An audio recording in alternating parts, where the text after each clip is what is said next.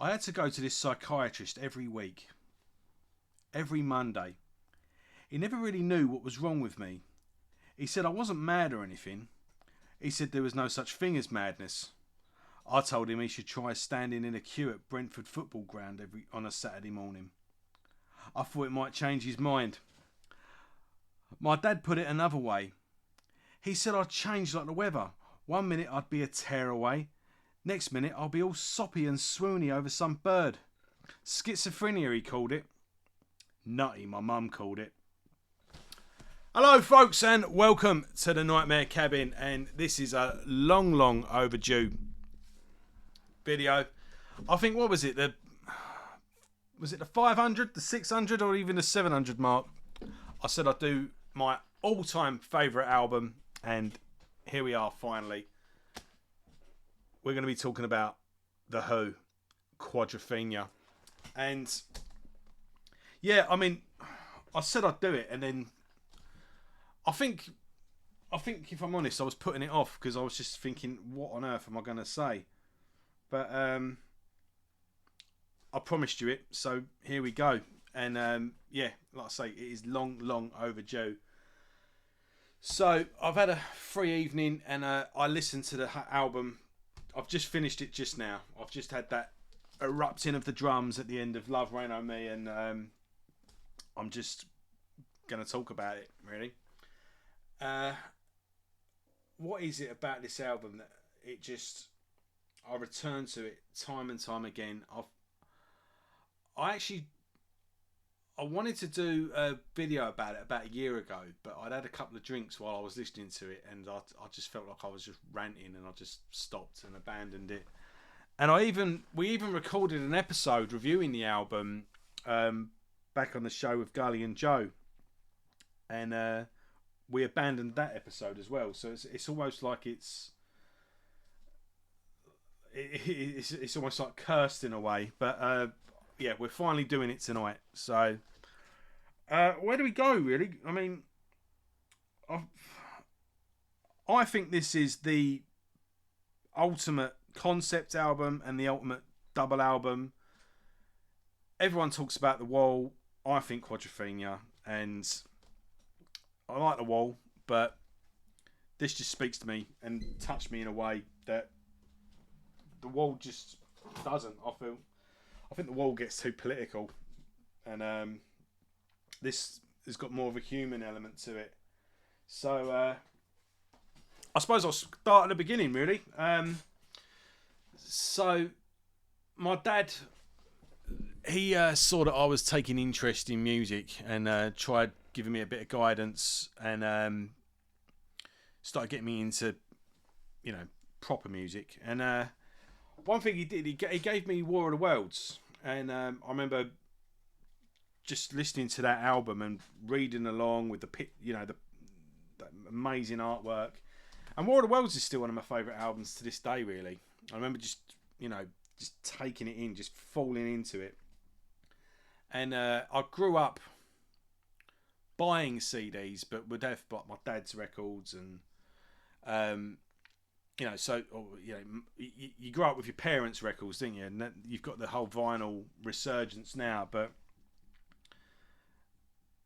I knew what it was like to sort of sit there with the headphones and fall into an album. And yeah, I remember listening to the War of the Worlds and really taking that in, and liking how it was a story, like a narration going through it.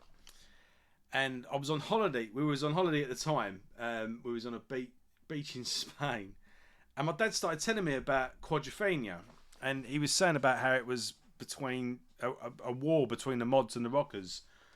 And I was thinking it would be like this opera, like this musical about these two rival gangs. And I suppose that's only really a background element of it. So I remember when I first, and he was telling me about, there's the album and there's the film, and I think I saw the film in video shops. It'd just been reissued on video at the time. I don't know if you remember, but the video, normally a video's like that. Oh, we'll be talking about this later, but this was like that, and everyone was lined up, and so I sort of was curious about the film, and he said, "Oh, no, there's a film, but there's an album, and there's a story, and la la la." So yeah, I wanted to hear about this album, and yeah, this is my dad's copy. This must have been an original first print. As you can see, it's all battered and bruised, like an album should be. Really, you know, I'm taking the Alan Averill school of thinking, really, when it comes to vinyls. You know, he was saying everyone gets a vinyl now, and then they just don't touch it. It's pristine. It's a limited edition.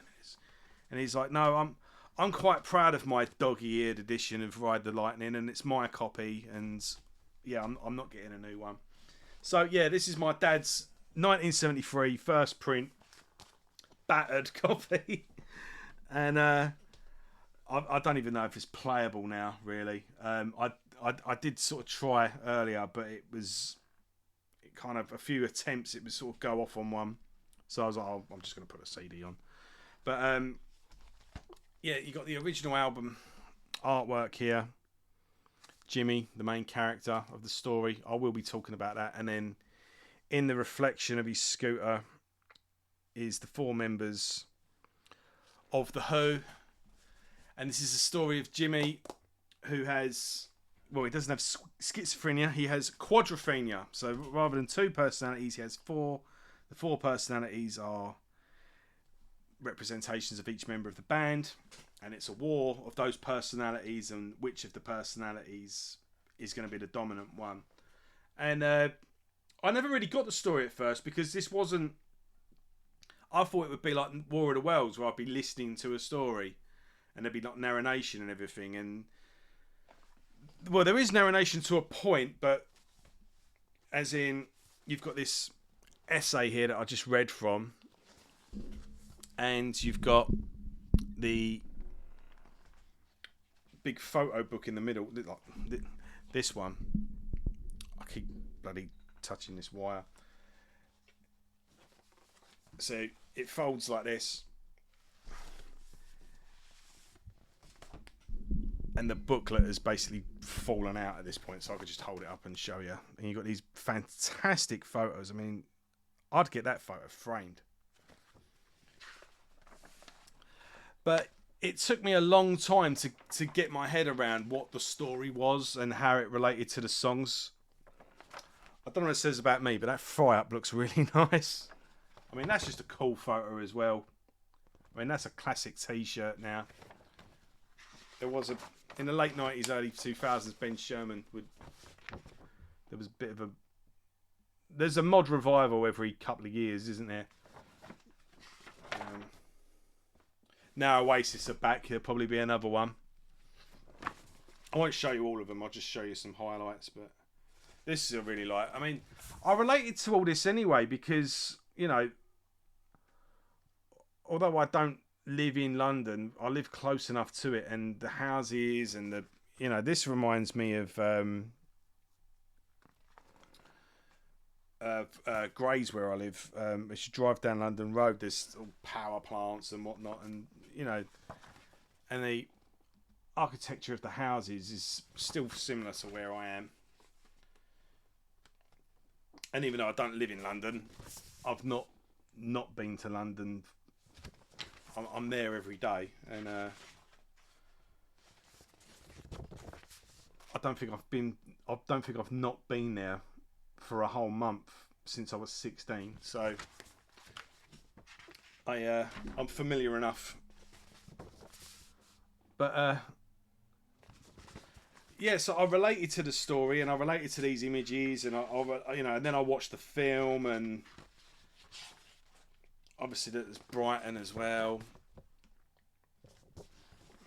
There's a really good photo here. I might have missed it. Yeah, the pier.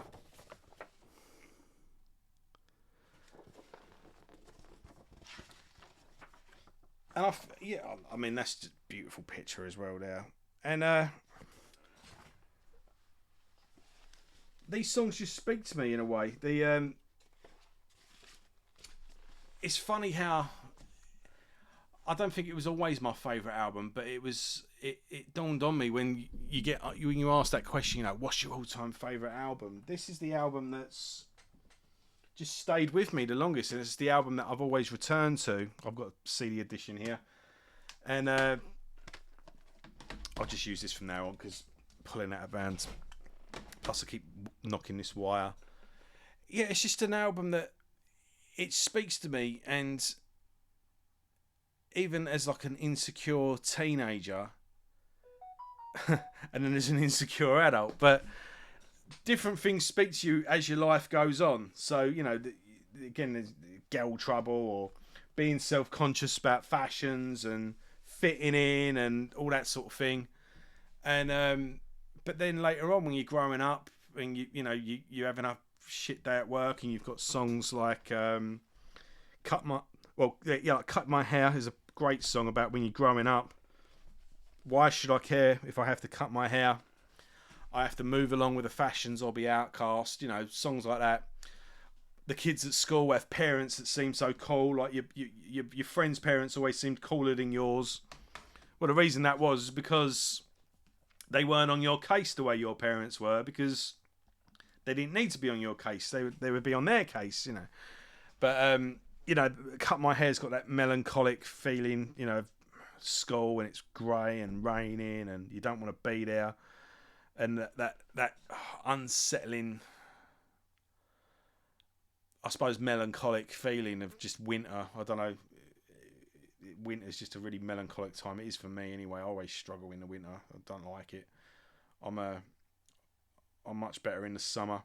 But then you got, beautiful songs like "I'm One" and "The Dirty Jobs" is what I was saying earlier. Like a song like "The Dirty Jobs" when you've had a shit day at work. I'm getting pushed round. No, I'm getting beat, pushed down. I'm getting pushed round. I'm getting beat up every day. Or even Bellboy, "Keep Me Lit, Button Down." You know how I feel. And always kicking at someone's heel. And so as you grow up, different songs speak to you in different ways, and I think this is Pete Townsend's masterpiece as well, musically speaking. It just plays perfectly. Like it's a double album. It's an hour and 20 minutes from that sort of mystical intro of "I Am the Sea," and then as it just rings out, and then "Can you see the real me? Can ya? And then bang, and it just kicks in with that riff of "The Real Me." What a rocking song! The musical Quadrophenia, the title track instrumental. You just close your eyes when you're listening to that, and just the emotions that it builds up, and your mind just goes in so many different places. And then obviously I'd cut my hair that I told you about. Then you got another great rocker, the Punk and the Godfather. And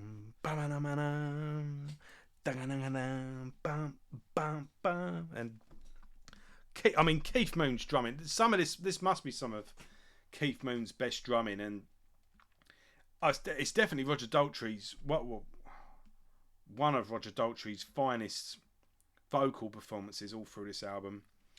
"I'm One" carries on really with the sort of melancholy of "Cut My Hair," but it's a beautiful, beautiful song.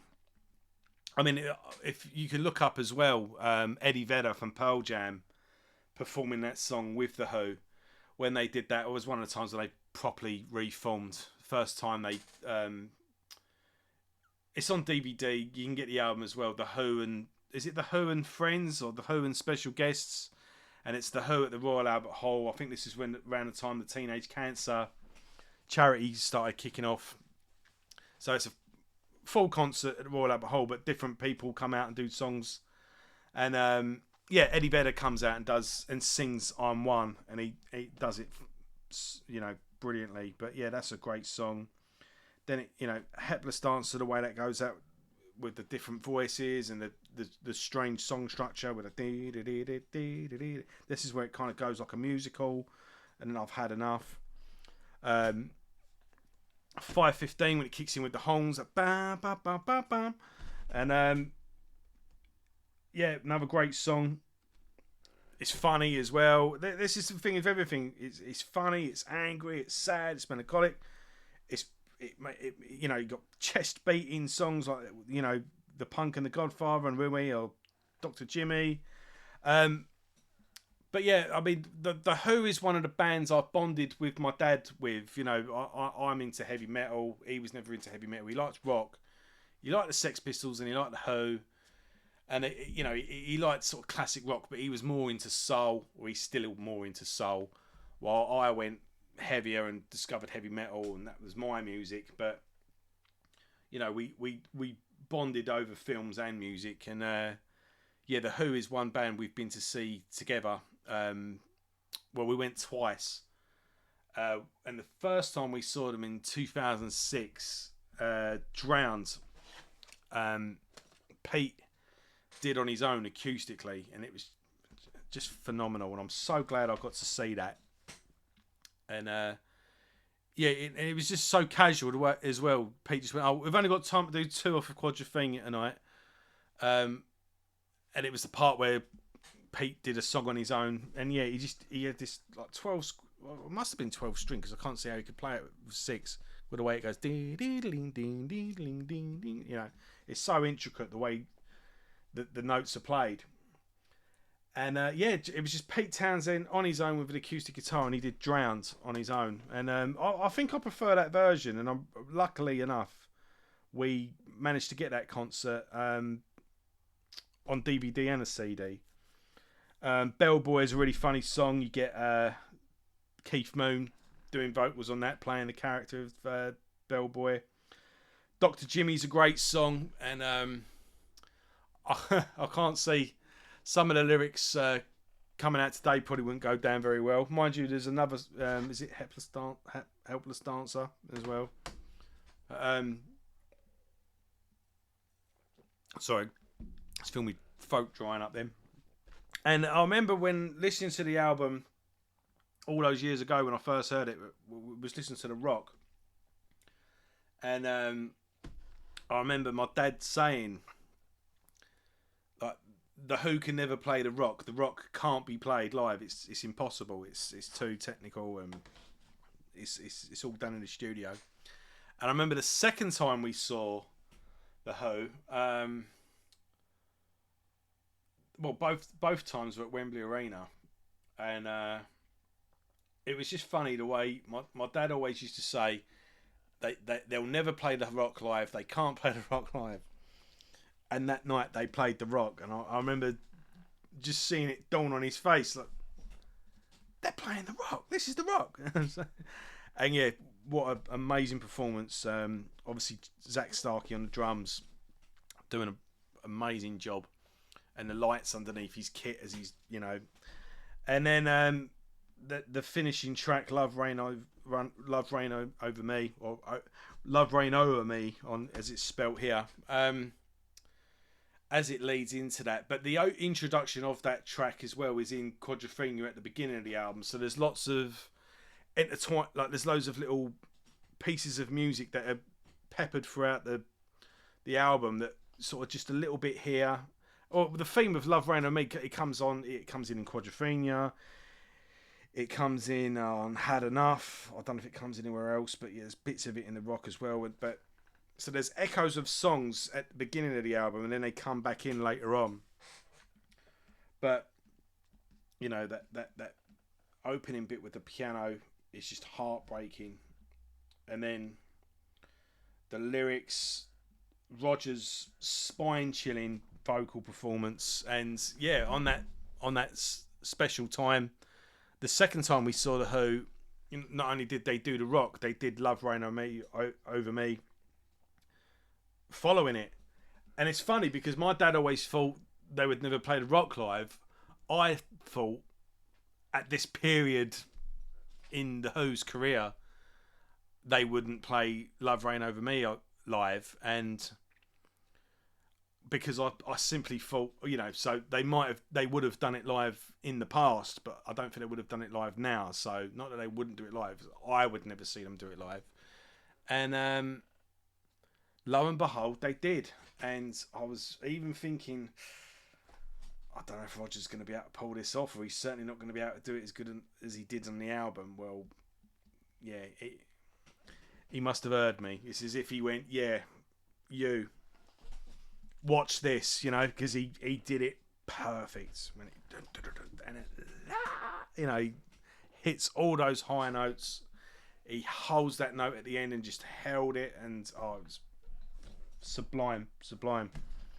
But yeah, this is, I've just listened to it tonight. It's still just as amazing as it's always been. It's so many intricate details peppered through the album, but the songs are so simple and memorable, and it's still just such an effortless listen. I mean, again, we're talking about Pink Floyd's The Wall. I struggle to listen to that in one go. I watched that concert. Was about 10 odd years ago, where Roger Waters was touring it, doing it in full. And I remember somehow watching one. And yeah, it becomes a bit of a slog, I must admit. So I know a lot of Pink Floyd fans are going to be upset, but there you go. This just, this is. It speaks to me more. This isn't trying to be intelligent, or it's just speaking from the heart, and it's hitting you directly in the heart. So yeah, I mean, let's talk about the story, really. I mean, so you've got Jimmy, who doesn't know where he stands in the world. He's clings to the mod culture, thinking that means something, but eventually everyone, one way or the other, lets him down, and during the Rock is the climax where, and it speaks to so many people even today, even now. I think because it doesn't matter about mod culture today. It could be about anything. It could be about this culture, that culture, political ideologies, political groups, religious groups, whatever it is. Everyone's looking to belong somewhere, and even maybe you've got family problems, or even if you've grown up in a nice family, you'll suffer from oikophobia and get fed up with home, and you'll want to leave. And this is the story of the prodigal son. Even it goes back back to biblical times, but someone who has to go away in order to come home, in order to appreciate home. And Jimmy learns the hard way, but that's the story. But yeah, eventually Jimmy just learns to be himself, and that's the personality that wins in the end. Jimmy just learns to be Jimmy, and I've summed it up pretty quickly, but that's pretty much how it is. Let's see if I get what was it I left earlier? Schizophrenia, they called it to my mum. I'll go for the last paragraph. Schizophrenic, what a laugh. It must be alright to be plain ordinary mad. About halfway over, I took a swallow of Gilby's gin I bought. Booze never did help me much though. On a boat it did me right in, especially on the pills and the come down. Anyway, the sound of the engine turned into the drone, and the drone turned into the sound of like pianos or something. Like heavenly choirs or orchestras tuning up. It was really an incredible sound, like the sort of noise you'd expect to hear in heaven, if there's such a place. I pinched myself, and I wasn't really drunk anymore. I was floating. I felt really happy. I must have looked bloody stupid as it happens. I was waving me Gilbys around in the air, singing in tune with the engine. The sound got better and better. I was nearly delirious. When I got to the Rock, I switched off the engine and jumped onto it. When the engine stopped, so did the music. And when the beautiful music stopped, I remembered the come down I had. I felt sick from the booze. The sea splashed all over the place, and there was thunder in the distance. I remembered why I had to come to this bastard Rock. So that's why I'm here. The bleeding boat drifted off and I'm stuck here in the pissing rain with my life flashing before me. Only it isn't flashing, it's crawling, slowly. Now it's just the bare bones of what I am. A tough guy, a helpless dancer, a romantic, is it me, for a moment? A bloody lunatic.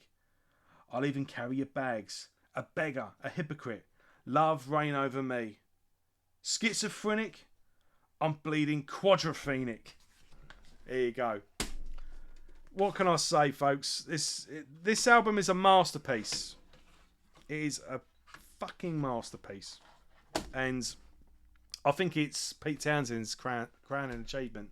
I mean, even Tommy, that's another great, concept album, but that album never really spoke to me the way Quadrophenia does. And does anyone really know what Tommy's actually about? I think even Roger Daltrey struggles to tell you. I think Pete does as well. I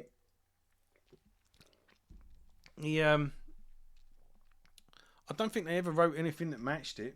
The odd song here and there, maybe. I mean, I can't believe Who by Numbers was what followed this. I mean, but I must admit, the Who, I would say like the Who are probably one of my favourite bands, but I'm not really into their albums. I love, obviously, I absolutely adore this album, but I tend to just watch live DVDs of the Who. I prefer to watch them live than to listen to them. But yeah, here it is. My all-time favourite album, regardless of artists, regardless whose band, what band it is, where it sits in the back catalogue, regardless of music genre. If I've got an hour and a half to live, this is what I'm playing, and it's probably been my favourite album since I was a teenager. Every emotion I have ever felt, I feel again whilst listening to this album, and I felt it tonight whilst listening to it again. It's just perfect in every way. It's funny because Dangerfield, I don't know if any of you watch him, he was saying that he doesn't like favourites, and you shouldn't, if you're 40 and your favourite film is still the favourite film you had when you were 20, then you haven't grown. You shouldn't have favourites, or your favourites should change. And I because it shows that you're growing. If your favourite thing is your favourite thing all through your life, then you've not grown. But I get what he's saying. Honestly, I do. But with that being said, if there's an album better than this, Dangerfield, please point me in the right direction of it, because I'm desperate to hear it, But I like to think I've grown over the last 20 or 30 odd years, but 30-ish years since I first heard this album. But it didn't just hit me. That was my favourite album, and then that's it. I grew with it. I didn't understand this album to begin with, and the story that was intertwined with it. So, you've got the lyrics to the songs, you've got the essay that it's not an essay, is it? But, the bit of writing at the beginning of let's get this out. Let's go back to the beginning. So, you've got your piece of writing there that you've got to read. So that's the story kind of summed up. But then the details of the story are in the songs. So the lyrics to the songs match that story. Plus you go through the photos in the album. So you've got three different things. You've got the lyrics to the song, you've got that story, and the photos. And the three all intertwine. And it took me years to finally get my head around that and piece it all together. And what's great about it as well is, with most concept albums, they work as one unit, one piece of work. And, you know, again, I'm talking about The Wall or Tommy. I mean, Tommy. I mean, there's some fantastic songs on Tommy. I love songs on Tommy, but Tommy is one album. To me, it's just a good album. It's not as a concept album and the story and everything. I just can take it or leave it, really. But where was I going with this? But these songs all work individually as well. It's a collection of, you know, how many songs are on this actually? 15, 16? Yeah, with the odd interlude here and there. Say 14 songs. You know, it's 14 fantastic songs that just happen to make up an amazing album as well, you know. And I think the same thing about sort of Dark Side of the Moon by Pink Floyd. I mean, that's a 10 out of 10 albums for me. I prefer Dark Side of the Moon to The Wall as well, funnily enough. But I wouldn't want to listen to just one song off Dark Side of the Moon. I've got to listen to the whole thing. And I think this I've got to listen to the whole thing, but I could listen to the songs individually as well, if that makes sense. Yeah, I'm rambling now. But yeah, it's just as I was saying with Dangerfield, if you've still got the same favourite for a long time, you haven't grown. I get what he's saying, but I feel I've grown with this album, and with every passing year I appreciate the album more, but I discover more with the album. With every the more I listen to it, the more I discover, you know, a song that I would have appreciated as a youngster, I might, you know, I get it, but a song that I didn't appreciate so much as a youngster, I appreciate more now, because as I've grown, I relate to different lyrics more as I grow older. So this song speaks to me as a teenager, but it speaks to me also as an adult. And I think, you know, in the Love Reign Over Me part is when you just, you get to that point in life when you do accept yourself and learn to love yourself and realise who you are and learn to stand on your own 2 feet and be confident. And I think that's, I think I've got to that part now where Jimmy gets to at the end, and I see it all now as I've zoomed back. I suppose, as I first listened to the first album, I'm stuck in the thick of it, and then as I've got older, I've zoomed out and appreciate it more and see the whole thing as a whole. So, I think I'll conclude with that. But this is my all-time favourite album. There you go. There it is, folks. A couple little things I want to talk about before we go. This is a great album. I wonder if the band have ever played it live in full. Well, you're in luck, because they've done it twice. That's one thing as well. So, I'll say, I've got my dad's original copy. I've got a CD copy that I picked up a few years ago. And there's this all singing, all dancing edition. I don't know if you've seen it. It's all... I don't know if you can get an LP with it, but it's in a big box. You've got a bunch of CDs. So you've got the album remastered. It's always remastered. Then you've got the whole album in demo form. All the demos of the album. Then you've got something else. Can't remember. Apparently you get a 130-page book with it, and there's all write-ups by Pete Townsend and all that good stuff. And like my favourite albums, I do like to get like a nice edition. I like to get a nice edition of a book. If I've read it once on paperback and I want it and want to get it, I'll get a nice hardback edition, stick it on the shelf, you know. I'd love to get an ultimate edition of Quadrophenia, but this one I just mentioned, it's about 120 quid, and it's just like...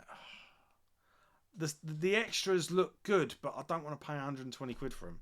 If it was like 75 quid, I'd get it. Even if it was 80. Maybe 90 if I've had a good month and I've had a good pay and I'm feeling particularly... No, not even then. Probably 75 I'm willing to pay for it. But it was nice and it's got all good stuff, but I just never warranted the price for me. But there's a more of... There's a deluxe edition, much like... let's see if I've got an example here. Oh, bear with me. Nope. Yeah. See like this here, the deluxe edition. Yeah. Yeah, there's a deluxe edition of Quadrophenia. And it's a bit of an abbreviated version of what I just told you. So you don't get like the whole album in demo form. You get like about nine or so songs. That'd be cool. And apparently you get a little bit of a write-up from Pete Townsend. And that's about 25 quid. So maybe. There's bound to be some all singing, all dancing edition coming down the road later on anyway, so maybe I'll just wait for that. Anyway, talking of write-ups, though, that you get in this Ultimate Edition, part of me thinks, do I really... Here we go. I've got special editions of albums in the past where they go, oh, you've got the demos and demo falls. Yeah, they're great. I mean, I've got this with the Deathback catalogue, and you get these editions with demos, and you listen to them, and you go, yeah, this is interesting. Oh, wow, I've got the song in its most basic skeletal form, and now I can see how the song developed, and and you scratch your, you rod your chin and go, oh, yeah, this is amazing. Yeah. And you never listen to them again, ever. So this is the thing. All right, I've got the Quadrophenia demos. I'm going to listen to them once. I'm going to go, yeah, that's great. I'll never listen to them again. And as for the write-up, well, there's this DVD here of The Who doing Tommy and Quadrophenia live, different concerts, filmed at different times. One in 1989 and what was the other one? 1996? Yeah. And what's cool about this? So the concert is playing, but you can have it with an optional commentary from, one from Roger Daltrey, one from Pete, or you can even have it both playing together, like intertwining. And Pete pretty much goes through everything in the album anyway. So I'm thinking, do I really need to write up of it? Because he pretty much covers everything I felt I needed to know with this. Now, as much as the band do play Quadrophenia live, it's much better this. This is filmed in 2013. At the O2 Arena, I believe. No, Wembley Arena. I couldn't afford tickets at the time, and I've been kicking myself ever since. But never mind, because I've got it on DVD. You've got you got both of them. Different guests come out playing different characters. On the Ace Face, for example, on this one, Billy Idol comes out and does the part of Ace Face. Sting played Ace Face in a film. In this, you've got, I forget the guy's name, but he was the singer in Kasabian. He comes out as the Ace Face, little things like that. But yeah, this is a really good performance of the album done live in full, so that ticks the box for me. And I think that's about it.